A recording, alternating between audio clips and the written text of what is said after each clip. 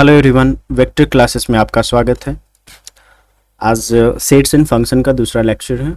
इसमें हम पढ़ेंगे टाइप्स ऑफ सेट। और एक और अनाउंसमेंट है, ये हमारा यूट्यूब जो चैनल है youtube.com/aditya-vist, यहाँ पे जाके आप लोग सब्सक्राइब कीजिए। ऐसे आप इसी यूट्यूब चैनल पे है तो आप सब्सक्राइब कीजिए, लाइक कीजिए। तो टाइप्स ऑफ सेट की बारे में हम आज जानेंगे। तो कितने तरह के सेट्स हैं, तो बहुत सारे के हमारे पास सेट्स हैं, जिसमें हम पहला सेट्स की बात करेंगे, एम्प्टी सेट। एम्प्टी सेट नाम से ही पता चल रहा है ये एम्प्टी है, खाली है। ठीक है, खाली है, इसमें कुछ भी नहीं, कोई भी मेंबर नहीं होगा तो वो एम्प्टी सेट कहलाएगा। इसकी डिफिनीशन की बात करेंगे, a set containing no element at all is called empty set. empty set को हम null set भी कहते हैं। null मीन्स होता है कुछ नहीं, तो empty set null set भी कहलाता है। उसके बाद यह सेट को डिनोट करने के लिए हम it is denoted by phi से डिनोट करते हैं। चाहे हम इस तरह से इसको डिनोट कर सकते हैं, कर्ली ब्रैकेट के अंदर किसी भी मेंबर को हम नहीं डालेंगे, मतलब मेंबर खाली होगा, एलिमेंट खाली होगा तो वो एम्प्टी सेट कहलाएगा, नल सेट कहलाएगा।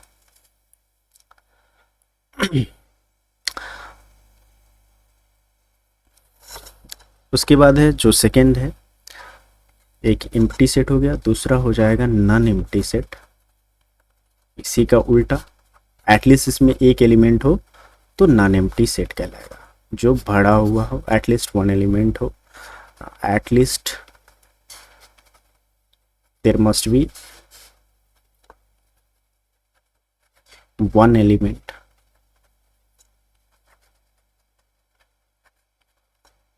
is called non-empty set. It's called non-empty set.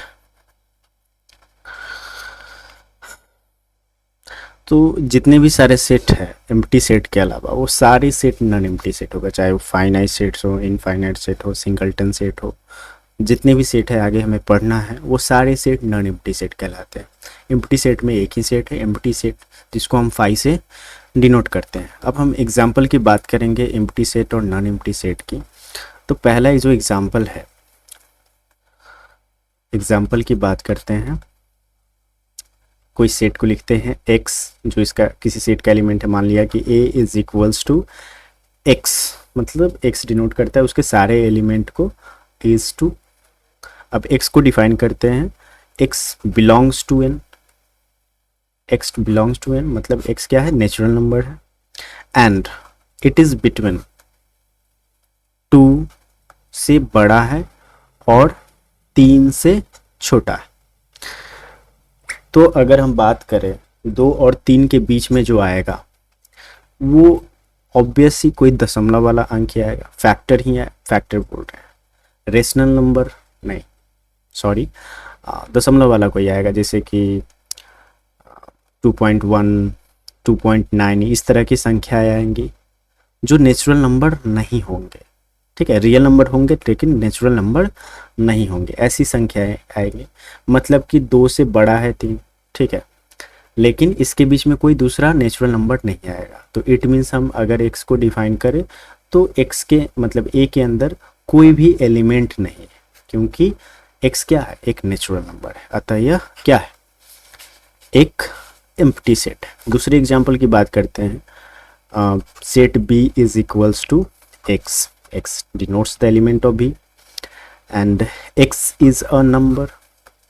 x क्या है, एक संख्या है, नंबर है, and x is not equal to x। कोई नंबर हो और खुद के बराबर ना हो तो ऐसी पॉसिबिलिटी नहीं हो सकती, मतलब ऐसी कोई भी संख्या नहीं होगी जो खुद के बराबर नहीं होगी। अतः इसका जो एलिमेंट होगा वो फाई होगा, मतलब जो सेट होगा वो फाई कहलाएगा, और इसको हम ऐसा इस तरह से डिनोट करेंगे जिसके अंदर कोई भी एलिमेंट नहीं हो। इस तरह से ये हमारा एम्प्टी सेट है। अगर नेक्स्ट एग्जांपल की बात करें, C is equals to x is to x belongs to R। x क्या है? रियल नंबर है। And x square is equals to -1। जब यहाँ पे बात करेंगे x की वैल्यू यहाँ पे फाइंड करेंगे तो x स्क्वायर इक्वल्स टू -1 है, और x की बात करेंगे तो √(-1) हो जाएगा, जो एक इमेजनरी नंबर है। और यहाँ पे क्या हमने दिया है कि x belongs to real number, और यहाँ पे डिफिनेशन से आ रहा है कि क्या है, x एक इमेजनरी नंबर है। अतः कोई ऐसा संख्या नहीं होगा जो इमेजनरी भी हो और रियल भी हो। अतः यह क्या हो जाएगा, एक एम्प्टी सेट हो जाएगा जिसके अंदर में कोई भी एलिमेंट नहीं है।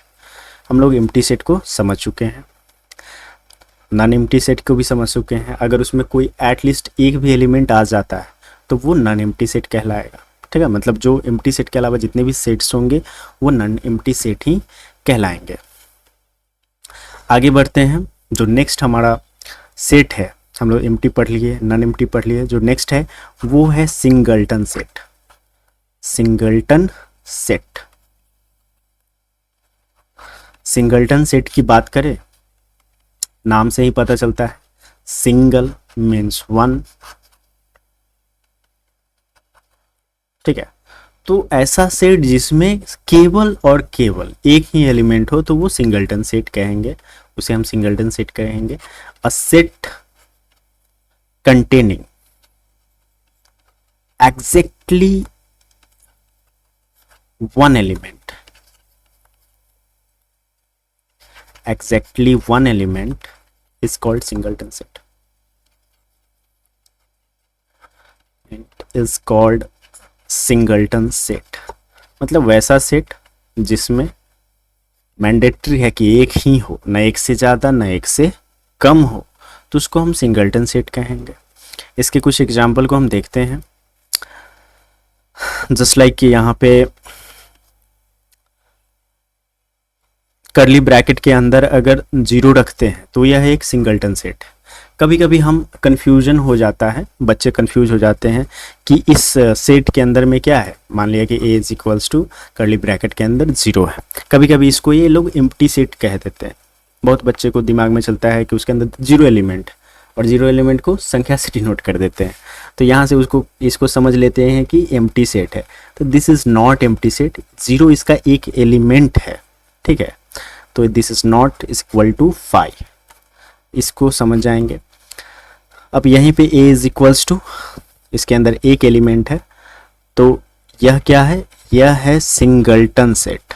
a यहाँ पे सिंगलटन सेट है because there is only one element which is 0, because there is only one element which is 0 के अलावा कोई दूसरा एलिमेंट नहीं है। अतः यह क्या है, एक सिंगलटन सेट। दूसरे एग्जाम्पल की बात करते हैं तो है b is equals to x is to x belongs to natural number n and x square -9 is equals to 0।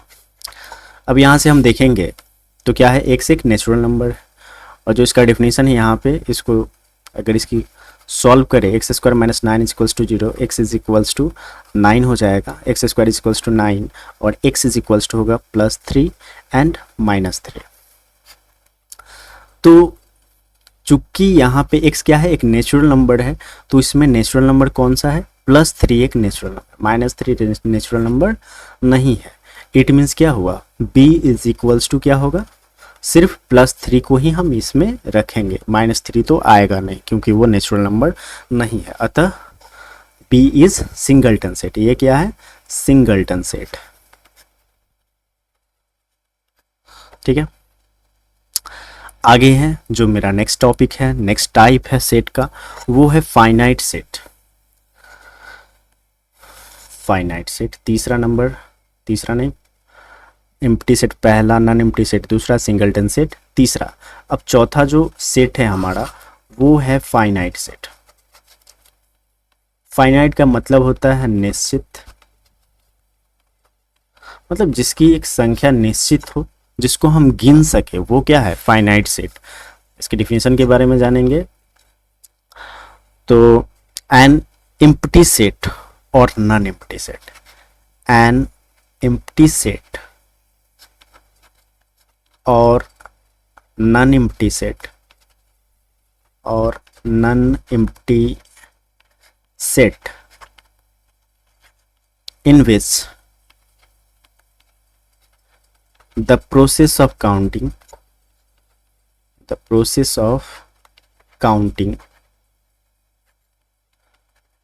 of elements surely comes to an end,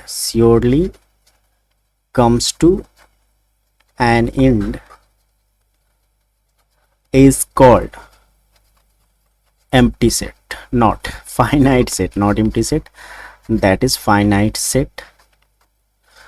तो इसका मतलब हुआ कि कोई एम्प्टी सेट हो चाहे नॉन एम्प्टी सेट हो, मतलब दोनों सेट फाइनाइट सेट के अंदर में आएंगे, जिसका एलिमेंट को काउंट करना क्या है, एक समय के बाद उसको काउंट एक लास्ट आ सकता है। जैसे कि किसी में 5 एलिमेंट है तो 1 2 3 4 कर 5 करके वहाँ पे ख़त्म हो जा रहा है, तो वो क्या कहलाएगा, फाइनाइट। मतलब जिसकी संख्या निश्चित है, जिसको हम गिन सकते हैं, वो है फाइनाइट सेट। जस्ट लाइक कि एम्प्टी सेट में क्या है, एलिमेंट की संख्या 0 है, तो एम्प्टी सेट भी एक फाइनाइट सेट है।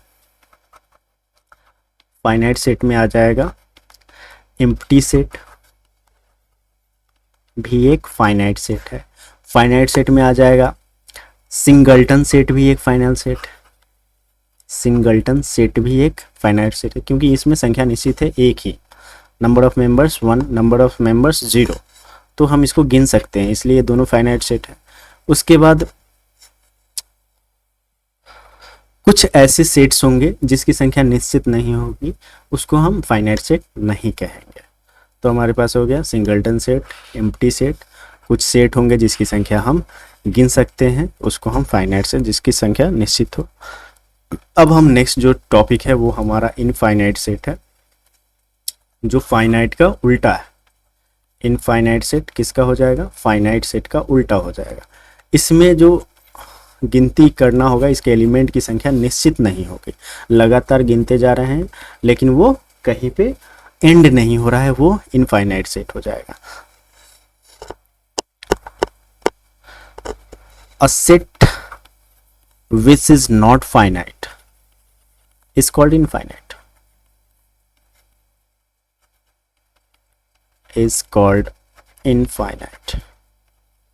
मतलब ऐसा सेट जो फाइनाइट नहीं वो इनफाइनाइट कहला जाएगा, मतलब इसको फाइनाइट सेट के उल्टा हो जाएगा एक तरह से। अब एग्जांपल लेते हैं फाइनाइट सेट और इनफाइनाइट सेट का। अब मान लिया कि हमारे पास एक सेट है a इज इक्वल्स टू 2 4 6 8 10 12।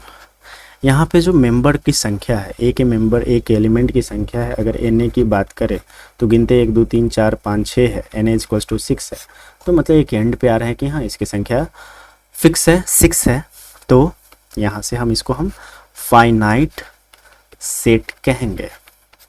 दूसरा सेट की बात करते हैं, let B is equals to b is equals to set of all letters in English alphabet की बात करते हैं। इंग्लिश अल्फ़ाबेट, हमें पता है इंग्लिश अल्फ़ाबेट में कितने लेटर्स होते हैं, 26 होते हैं, मतलब n B is equals to 26। So ये क्या हो जाएगा, फाइनाइट सेट हो जाएगा। अब नेक्स्ट में हम इनफाइनाइट सेट का एग्जाम्पल लेके चलते हैं। जैसा कि इनफाइनाइट सेट का एग्जाम्पल हो जाएगा, अगर हम इनफाइनाइट सेट की बात करें, एग्जाम्पल इनफाइनाइट सेट का, c is equals to the set of all points on an arc of circle. तो जो एक सर्कल का आर्क होता है, इसमें अगर पॉइंट की संख्या निकाले कितने पॉइंट होंगे, तो इनफाइनाइट पॉइंट होंगे, क्योंकि पॉइंट का आकार साइज हमारा निश्चित नहीं होता है।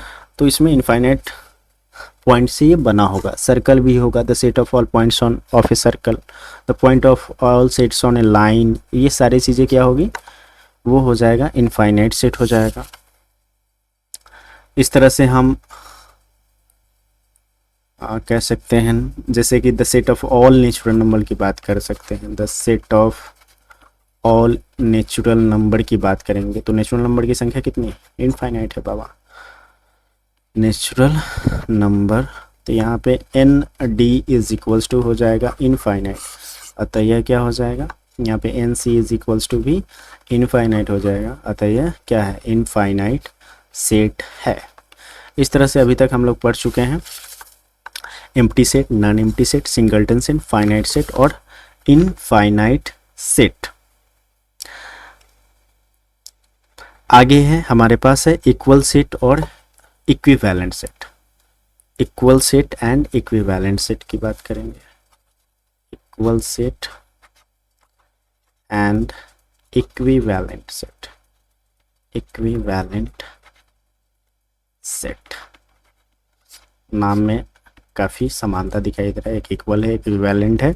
तो इक्वल सेट की बात करते हैं, इक्वल सेट की बात करते हैं, इसका जो डिफिनेशन है वो है two sets A and B.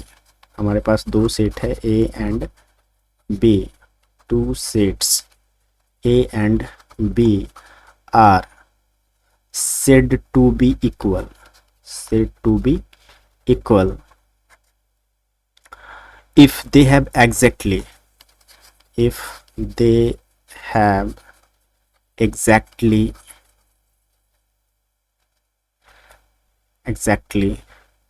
the same element, the same element